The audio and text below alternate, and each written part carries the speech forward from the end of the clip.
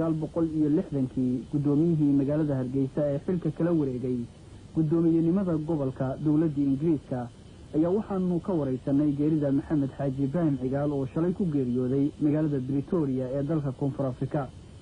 Axmed Saciid Cige oo ka tirsan laanta Soomaaliga ee BBC-da ayaa Ismaan telefoonka ku weydiiyay wada shaqayntii ka dhaxaysay Maxamed Xaaji Ibraahim Cigaal xilli hore iyo muddooyinkii u dambeeyayba. horta intaana bilaabin warka bilaabin inna lillahi wa inna ilayhi raaji'uun. Maxamed Ibraahim Cigaal ilaahay ha u naxariisto, qoyskiisii iyo reerkii uu ka baxayna samir ilaahay ha siiyo, innagana dadka reer Soomaaliland iyo Soomaali oo dhanna ilaahay samir iyo iimaan ha ka siiyo. Maxamed Ibraahim Cigaal marxuumkaas intii ka horeysay xorriyadda xiriirka iyagu caynka uma weyneyn, waanu kulannay, waan saifin madibuu ahaa reer aabihii nin la yaqaan buu Xaaji Ibraahim Cigaal. shaqadase aad waxaanu u wada gallay intii 60kii ka dambeeyey doorashadii February wixii ka dambeeyey isagaa madax u noqday dawladda, anna markii hore Ceerigaabaan ka noqday gudoomiye, dabeedna Burco, dabeedna gobolkii oo dhan. isaguna markaa ayuu isagii raggii la socday ee la soo doortay ay xamar tageen. wasiirka wuxuu ahaa gashanka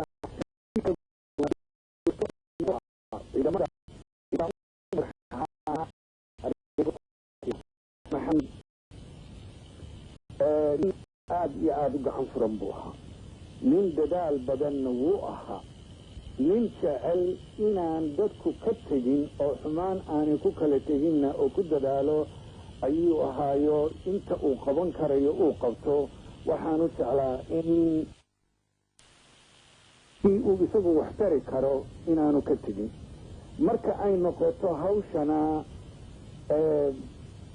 ragga howlkarka ah ee hawshiisa qabta ee wasaaraddiisa uu joogana aad iyo aad uga muuqda, dalkana uga muuqda buu ahaa. intii ka dambeysay 93kii ee iminka Somaliland ay goorida isu taagtayna maalintii u horeysay ee la doortay ayaanu xidhiidh yeelan. xidhiidhkaa oo isna dhiiri gelinaya anna aan ugu ballan qaaday in hawsha aan wadi doono. intii ka dambeysayna dee aad iyo aad iyo aad ayaa joogistiisu waddanka u dejisay.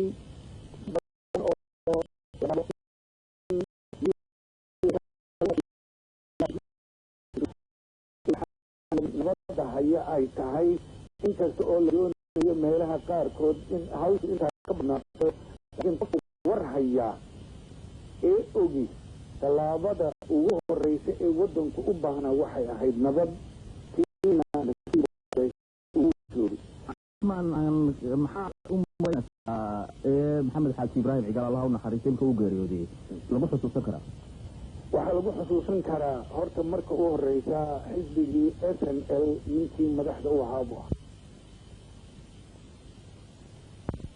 waxaan weydiiyay inay warkaasi noo xaqiijiso.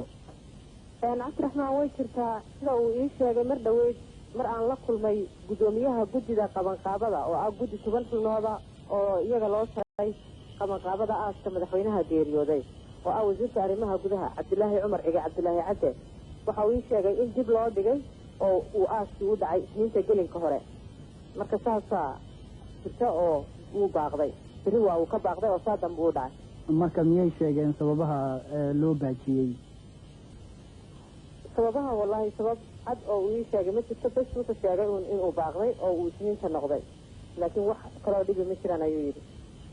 waa gartay. dhanka kale sidee looga dareemayaa geerida madaxweynaha? sidee se looga diyaargaroobayaa magaalada Berbera oo aaska loogu diyaargaroobayaa? wallahi dareenka marka aad soo gasho magaalada Berbera waa dareemaysaa markiiba geerida madaxweynaha oo sidii Hargeysa oo kale quraan baa ka shidan meelaha ganacsiga. dadku way dareensan yihiin.